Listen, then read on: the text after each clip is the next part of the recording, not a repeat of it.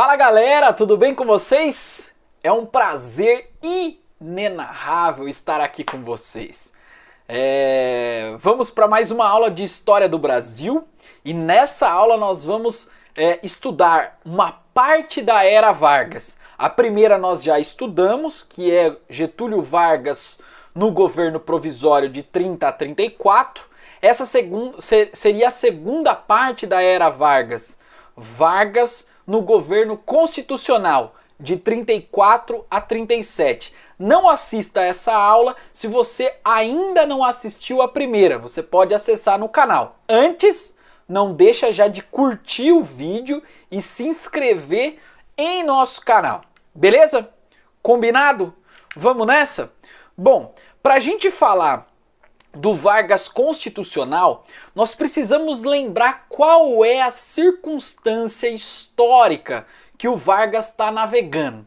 E para a gente pensar historicamente o Vargas, nós precisamos enxergar a totalidade, né? Óbvio, nós precisamos enxergar o que está acontecendo no mundo. Pois bem, nós estamos vivendo o pós-Primeira Guerra Mundial e também nós estamos vivendo o pós-crise de 29. Esses dois eventos históricos trouxe algo diferente para a população. Ou seja, aquilo que havia sido gestacionado com o capitalismo liberal, de alto crescimento econômico, de alta produtividade, acabou sendo levado em xeque em 1929. O crash da Bolsa de Nova York fez com que muitas pessoas ficassem desempregadas e, consequentemente, elas ficaram desacreditadas. Elas passaram a desacreditar no capitalismo liberal, passaram a desacreditar na democracia liberal e na representatividade liberal. Ou seja, as pessoas viam, mais ou menos, né, que não adiantava nada você ter liberdade de expressão, liberdade de ir e vir, mas se no fundo as pessoas não tinham condições econômicas de sobreviver. Então ficou cravado no imaginário das pessoas que o liberalismo, né, desenvolvido dentro do sistema capitalista precisaria necessariamente ser superado. E é nesse cenário de crise de 29, né, que a Europa também se encontra com altas taxas de desemprego e principalmente por conta de um passado recente de uma guerra em seu continente. Então, grupos sociais na Europa passaram a se articular para superar esse Estado liberal, para construir os famosos estados totalitários. Então é nesse cenário que nós temos a ascensão na Europa Ocidental da extrema direita, da direita que era antiliberal, da direita que era antidemocrática, né, da direita que vai tentar construir, né, um capitalismo mais enrijecido, um capitalismo violento, um capitalismo que não permite os ganhos das liberdades individuais garantidos pelo liberalismo do início do século XX. Então, nós temos alguns exemplos clássicos que vocês com certeza vão estudar em História Geral ou se não já estudaram, né? Na Itália, por exemplo, nós temos a ascensão na década de 20 do fascismo, né? O fascismo italiano, né? Com o fascio, ou seja, onde as pessoas entregavam a sua liberdade em busca da construção de um corpo mais rígido, mais duro, né? Alimentada por um passado glorioso, mobilizada militarmente contra um inimigo. E quem era esse inimigo? O inimigo era, obviamente, os comunistas ou o mercado financeiro. Logo, anos mais tarde, nós vamos ter também a ascensão de um grupo totalitário na Alemanha, chamado de nazistas. E esses nazistas, mais ou menos seguindo a mesma ordem dos fascistas, né? Onde cerceava a liberdade individual, totalizava a vida dos indivíduos em busca da construção de um Estado enrijecido. A gente sabe onde essa história levou, o que culminou essa história que vai desencadear o processo de Segunda Guerra Mundial. Mas o que importa pra gente é que o Getúlio Vargas, ele está inserido nesse processo exatamente. Ele está governando um Brasil onde o Ocidente regurgita, né, o capitalismo liberal. Ou seja, ele está administrando um Brasil onde esse capitalismo do livre mercado, ou esse capitalismo onde teria garantido algumas liberdades individuais, não servia mais, pelo menos no imaginário e na mentalidade das pessoas. Então, vocês perceberam que o primeiro governo Vargas marca exatamente isso. Ele está no fluxo, mais ou menos, do que está acontecendo no mundo, né? Um governo provisório que tinha muito de caráter autoritário, que tinha muito de caráter intervencionista, né? A compra e a queima do café. E aí, o Vargas, ele é pressionado por antigas e novas elites a fazer uma abertura política no Brasil. E essa pressão para ele fazer essa abertura política no Brasil vai desencadear na Constituição de 1934. Uma Constituição que tinha bastante aspectos parecidos com a Constituição de 1891, mas que garantia traços liberais importantes. Então eu não sei se você está percebendo, mas o Brasil, nesse exato momento, dessa abertura constitucional, dessa criação dessa Constituição, está mais ou menos indo no contrafluxo do mundo. Enquanto o mundo, né, enquanto o Ocidente, especialmente, está fechando o regime, está cerceando as liberdades, né, está controlando cada vez mais os indivíduos em busca de governos nacionalistas, protetores da sua economia para superar a crise, o Brasil, politicamente falando, não economicamente, mas politicamente falando, está indo na contramão. Na contramão do quê? De aumentar as liberdades individuais, de aumentar as liberdades representativas, né? A Constituição de 34 garante um direito constitucional para as mulheres, que é o direito ao voto, né? O voto feminino, as mulheres terão direito a votar pela primeira vez a partir de uma Constituição, né?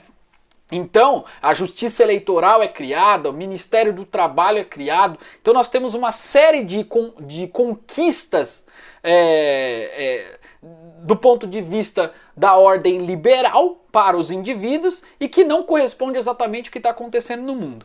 Então você vai perceber que como o Brasil vive dentro da estrutura capitalista e esse capitalismo é integrado, visto que o Brasil serve de venda de commodities para o mundo, vocês vão perceber que vai haver uma pressão, tanto de forças externas, mas sobretudo de forças internas, que estão absorvendo esses movimentos de fora aqui para dentro, no Getúlio Vargas, certo? Então, quais são essas tensões políticas que estão lá fora e que acabam reverberando aqui dentro? Vamos pensar na esquerda primeiro, né? Quando a gente fala de um movimento de esquerda, nós estamos falando de um movimento que é contrário à ordem, ou que tenta superar essa ordem vigente a partir de pautas que qualifiquem melhor o trabalho, que melhore as condições de vida dos trabalhadores e que enxerga de uma forma ou de outra, né, as conquistas sociais como um caminho a ser encontrado. Tá? Então nós temos aí um movimento operário no Brasil bastante fortalecido, principalmente porque nós tivemos greves no início do século XX que foram articulando, maturando a construção política no Brasil. Nós temos um bloco operário bastante forte que acaba inclusive disputando vereanças, né? Vereadores nas cidades, né, sobretudo nas capitais, na cidade do Rio de Janeiro, na cidade de São Paulo. Nós temos a Revolução Russa de 1917, né, e a ascensão do Partido Bolchevique, né, organizando toda a estrutura de um Estado operário, de um Estado socialista, uma alternativa ao capitalismo. E é bom que a gente diga que a União Soviética foi o único país ou o único bloco econômico que não sofreu com a crise de 29. Então isso passa a ser falado como uma vitória por esses operários, por esses seguidores, por esses políticos, né, da União Soviética e da esquerda brasileira. E nós não podemos esquecer, em 1922, que nós tivemos a formação do Partido Comunista Brasileiro.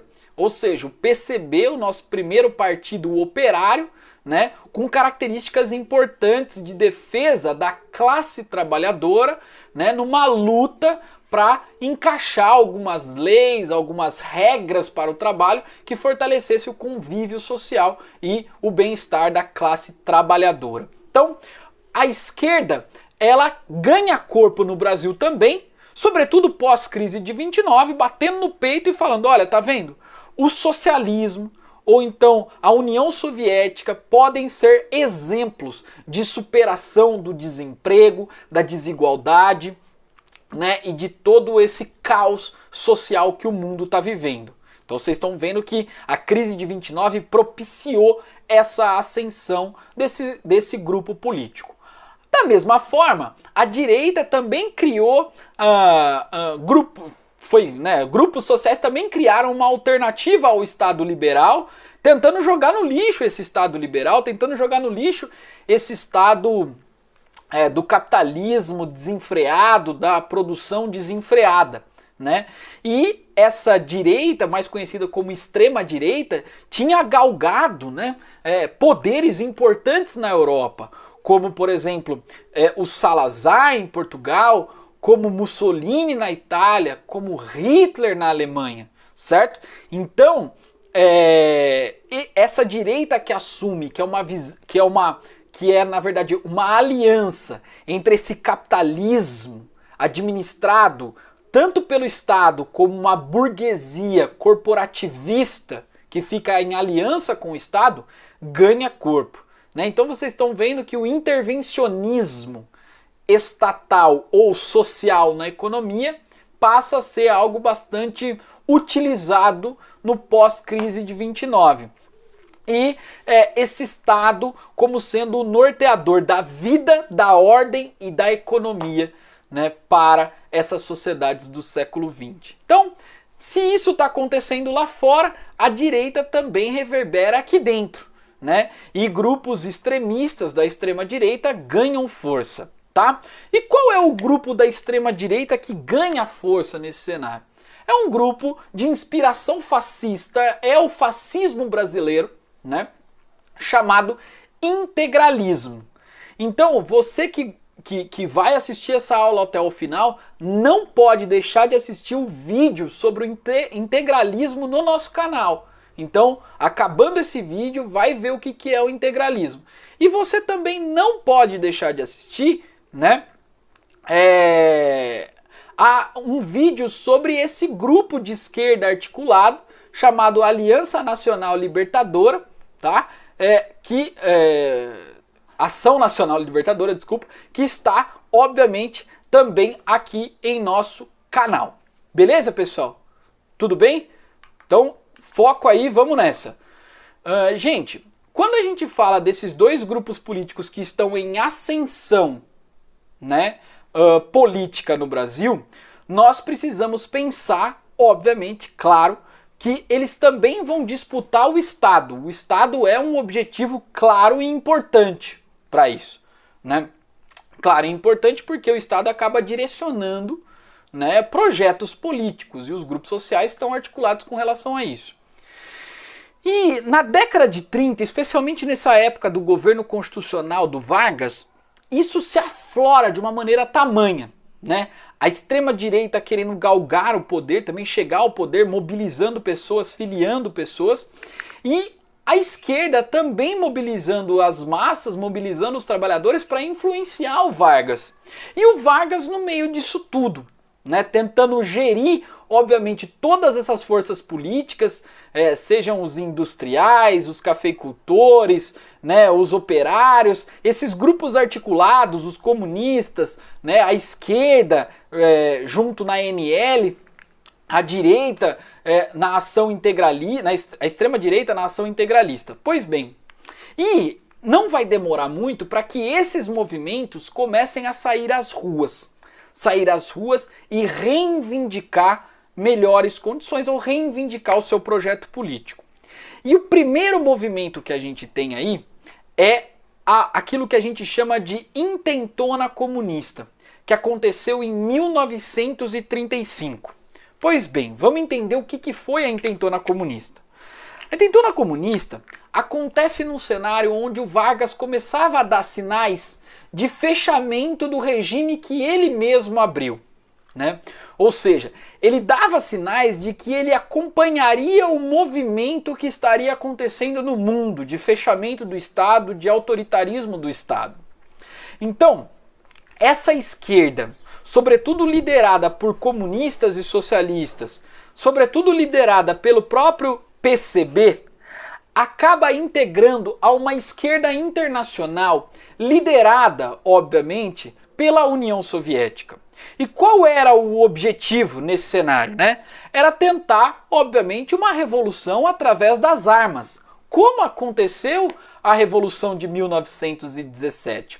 E essa Revolução das Armas primeiro se atentaria contra a estrutura governante, contra a classe dominante. E depois, obviamente, implementaria um regime democrático popular, um regime socialista, onde as pessoas participariam da produção. Então seria mais ou menos uma revolução, num primeiro momento, feita através das armas e de cima para baixo, certo? Assim como aconteceu, de certa forma, daria para a gente problematizar aqui, mas assim como aconteceu em 1917 na Rússia. E, obviamente, os militares seriam um fator estratégico para o início dessa revolução. E, claro, a gente precisa lembrar que o Luiz Carlos Prestes, nesse exato momento, em 1934 para 1935, ele se filia ao PCB e se torna uma persona não grata, vamos dizer assim, né? Pessoa não grata do Getúlio Vargas e da extrema-direita também em nosso país. Então veja, aquele movimento tenentista da década de 20, que tinha politizado os militares, esse movimento ele vai rachar em várias facetas. Por quê? Nós já estudamos que parte desse movimento vai integrar o governo Vargas. Vocês vão ver também que uma parte pequena desse movimento também está em consonância com a extrema-direita. E uma parte desse movimento está em consonância com a esquerda. E essa esquerda que busca a revolução. E esse levante armado, né, popular e militar que eles almejavam, ia começar em festas comemorativas, né, dos anos dos movimentos tenentistas no Brasil.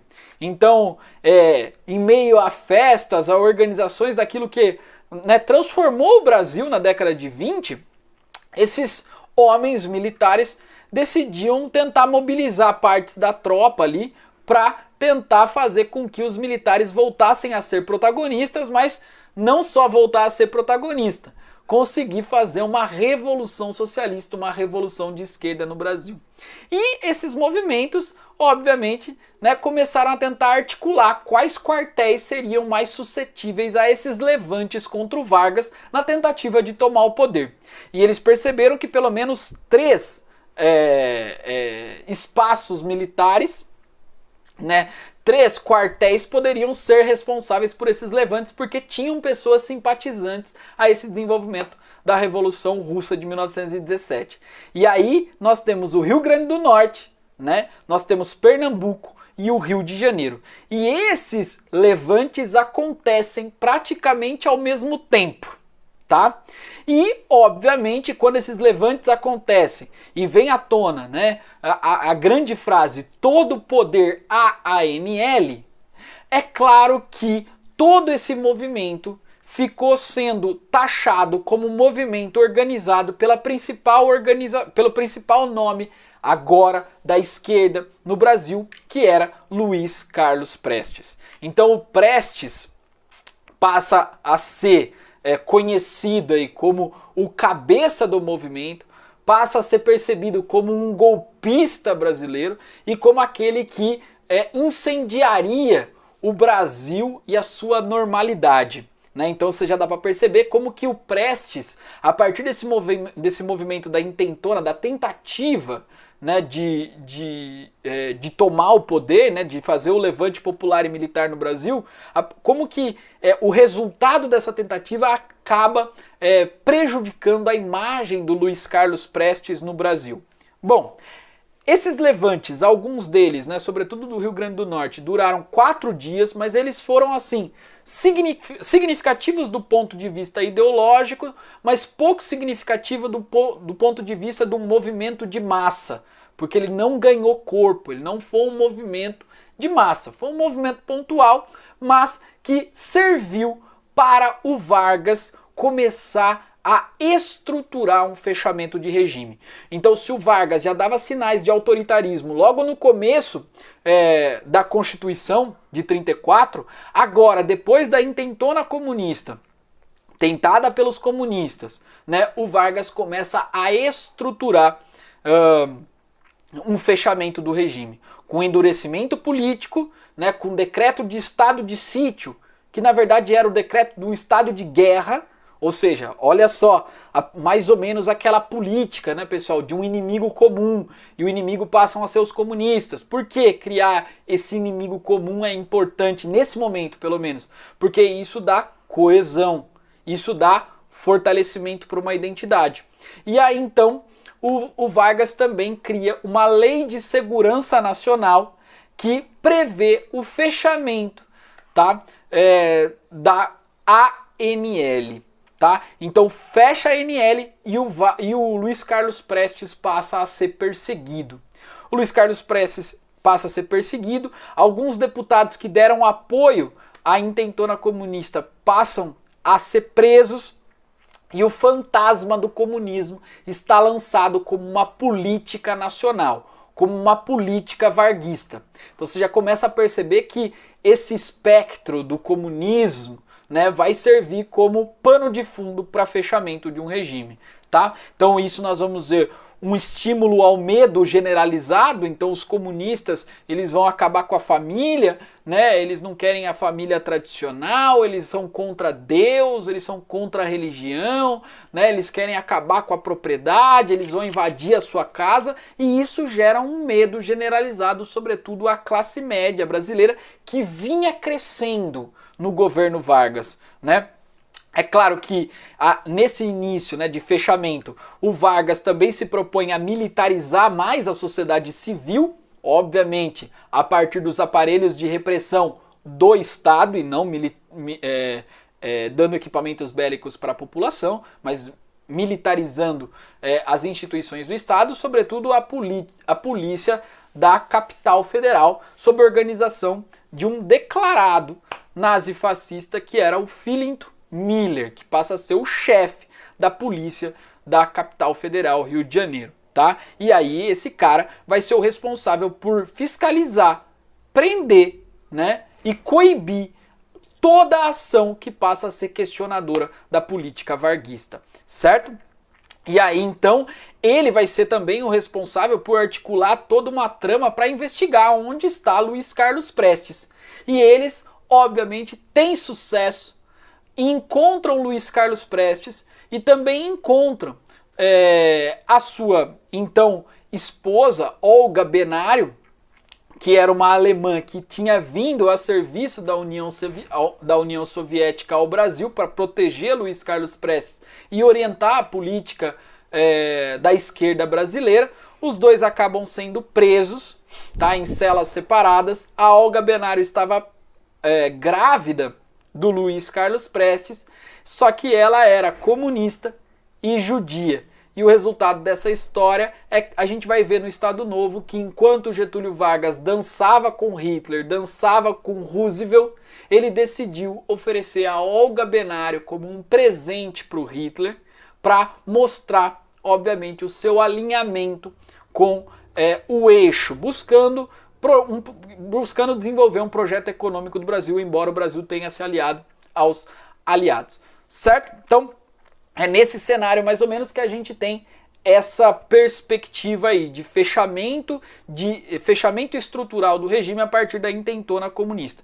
E a criação do Tribunal de Segurança Nacional, que tinha como objetivo, primeiro, julgar as pessoas que tinham participado da intentona comunista, mas que serviu também para julgar um monte de gente depois que haviam já julgado a intentona comunista. Era um tribunal de exceção.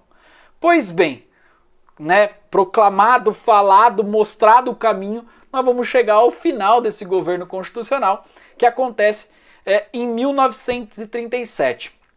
Então, chegando em 1937, o espectro do comunismo, o medo dos comunistas, né, toda essa política, olha, os comunistas podem se insurgir de novo, mas vale lembrar, né, que as grandes lideranças já estavam presas.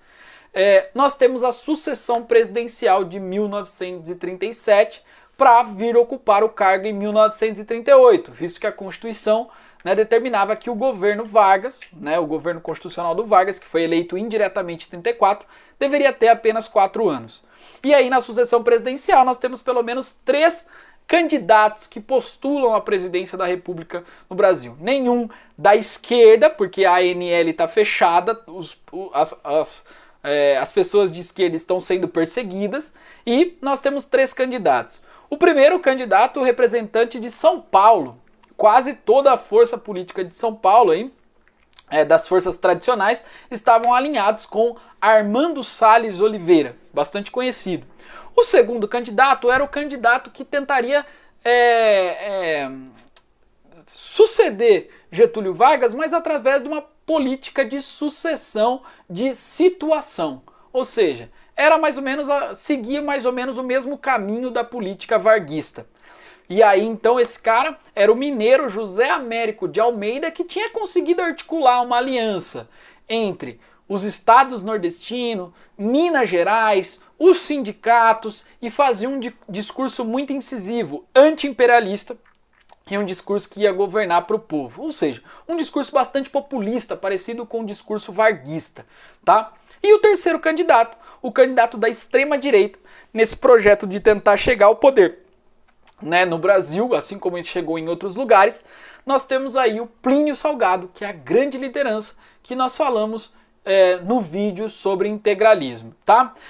Durante esse período das eleições, há uma maior abertura política, o ministro da Justiça, inclusive, libera alguns presos políticos para fazer campanha, né? Só que o exército brasileiro ainda está nessa política, nessa ideologia de caça aos fantasmas comunistas, né? De ter que militarizar constantemente essa instituição. E esse exército anticomunista, eles ganham corpo dentro da estrutura varguista, dentro do Estado varguista, e acabam afastando aqueles militares legalistas. E aí esse exército passa a ser um nicho de reprodução, tanto de varguismo, como também de políticos da extrema-direita, como generais da extrema-direita, como generais com simpatia ao nazifascismo, certo?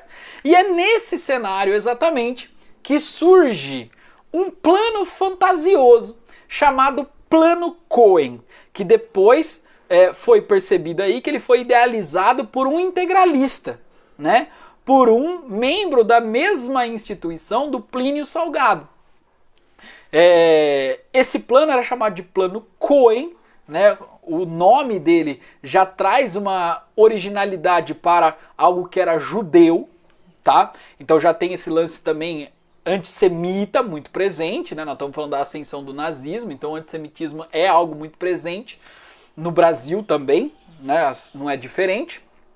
E nesse plano estava idealizado um suposto plano comunista, de incêndio às igrejas, de destruição à família, de assaltos a bancos e armazéns, né? E de todo o mal que sempre falaram, que sempre fantasiaram. Esse plano era para ser um plano fantasioso, que não era para ter reverberação nenhuma, até porque não tinha materialidade do plano, né? Mas o Getúlio Vargas decidiu fazer uma apropriação desse plano para institucionalizar a política autoritária que ele sempre quis, para legitimar a política autoritária que ele sempre quis.